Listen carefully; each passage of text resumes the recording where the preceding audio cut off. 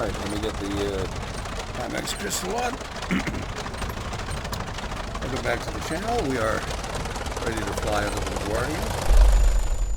Oh, I'm going to restart. For some reason it tipped over when I wasn't even at the controls. That's the way my day's been going.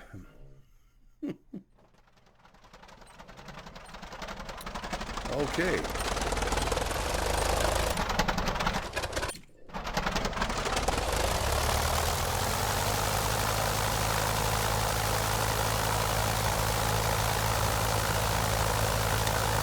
Let's get in the air at LaGuardia.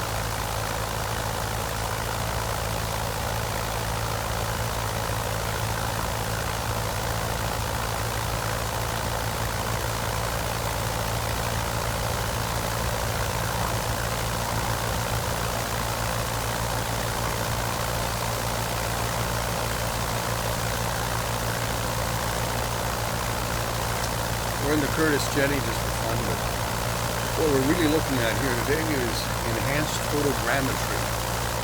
It's an inexpensive add-on that is supposed to fix up the coastlines. It's called the Coastline Project. You can get it in Market Place. And the idea is that you'll no longer see half-submerged marinas or bridges, which would be good, because that kind of, I don't know about you, but that sort of spoils the sense of being there for me. Now, the last time I flew out of LaGuardia here, this half of the picture was underwater, so that's good. Not anymore.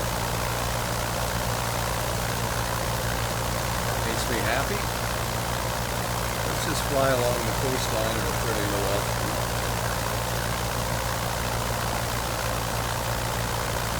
See how things look. Excuse me.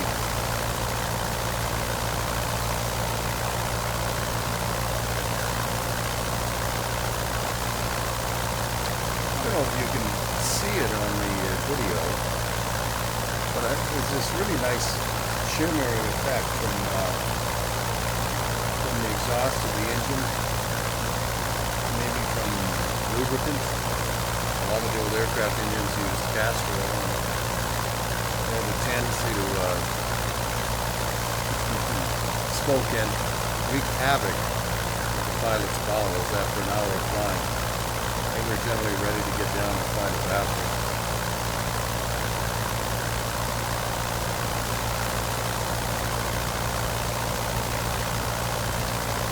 I normally use make spiel for my testing, just because that was such a cool airport, and it's so sad that it's not there anymore. But my first flight this week was at LaGuardia, so I thought, alright, we're going to test this enhanced photogrammetry. Let's do it there. There's lots of coastline. I'm showing 37 frames per second. I'm not really thinking too much about the frame rate or the visual quality. It looks good to me. I'm more looking to see if the oh, look at the shadow of the ship in the water. Nice. All along the coastline here. I've never been to New York, so I have no idea what the LaGuardia area is supposed to look like. This looks pretty good to me. Normally I like to fly over the city and check the frame rate, but again, this flight is all about checking the beaches and the bridges and making sure that this photogrammetry enhancement really is a photogrammetry enhancement. So far, I have to say, I'm pretty impressed with it. I do have a tree that is apparently growing out of the water, but I don't know what they could do about that. There's another download you can get that'll make all the trees the right height. Yes. I know when I'm flying over my hometown, the trees are so thick I can't see the street, which I don't recall from flying in real life, but there are a lot of trees in my hometown. Sounds like a Paul Simon song. No, that was Art Garfunkel, My Little Town.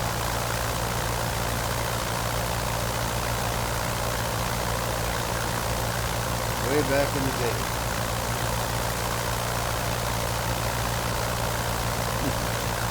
It's funny how quickly you go from being a young man with a future to an old man with a past.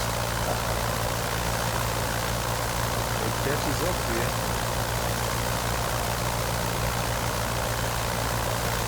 I have some new wise words of wisdom that I don't think I've shared with you yet. The Japanese have a great saying. Get knocked down 10 times, get up 11. Of course, I add the caveat. I say it like this. Get knocked down 10 times, get up 11. Seriously reconsider your career choice. I never like getting knocked down. But then I'm a famous cowboy, so what the hell? Well, let's head back to the airport. I'll see if I can land this thing, because I couldn't yesterday.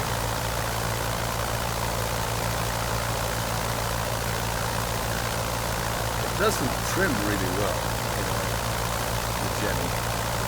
It's a cool airplane.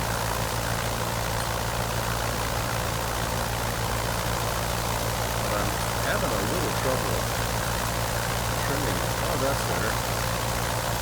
Of course, trimming an airplane is a lot harder in flight sim than it is in real life. In real life, you set the attitude where you want it, and you maneuver the twin lever or dial or whatever until there's no pressure on the stick. That's it, you're done.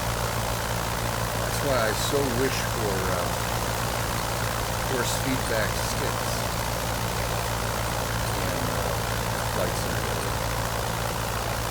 Microsoft used to make one, CH Products used to make one. I think there are some companies working on it now. Goodness knows there's a lot of force feedback stuff for auto racers. So, shouldn't be impossible. And I would pay a premium for a joystick that gave me an authentic force feedback experience.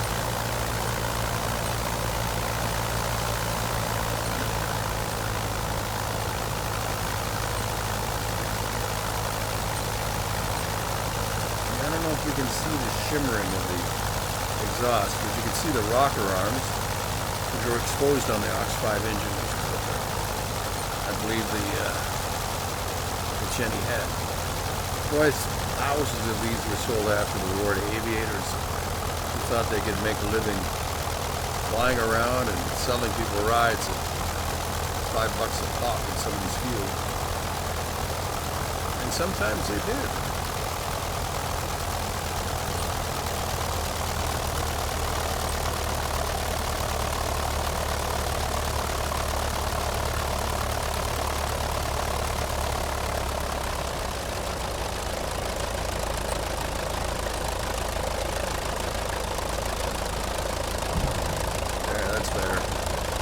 Used a bit more runway, but yesterday I broke the gear, and well, I'm sure a number of my loyal subscribers, and I thank all of you who subscribed, were laughing pretty hard at it. Probably not as hard as I was laughing. It's not something you laugh about in real life. There's three kinds of pilots in real life: those that have done a hard landing, those that will do a hard landing, and liars.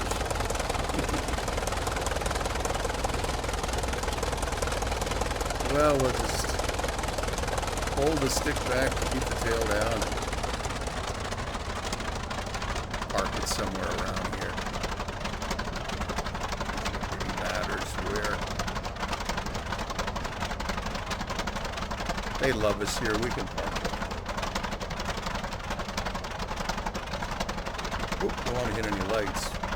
Ooh, I just drove through something.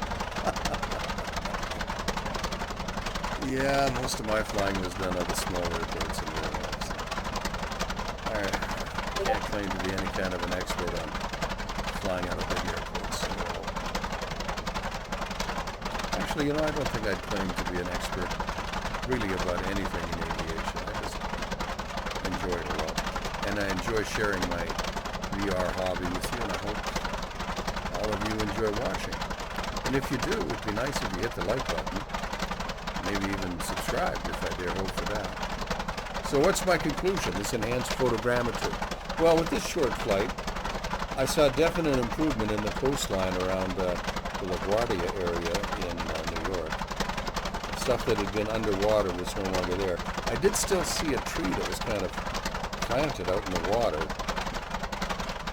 but I guess nothing's perfect, and maybe that's not the enhanced photogrammetry's add-on problem. But I'm pretty impressed with it. The price was certainly right, and I think anything that adds to the immersion you feel when you're playing in VR is a good thing. Thank you so much for watching, and I hope you will join me again. Take care now.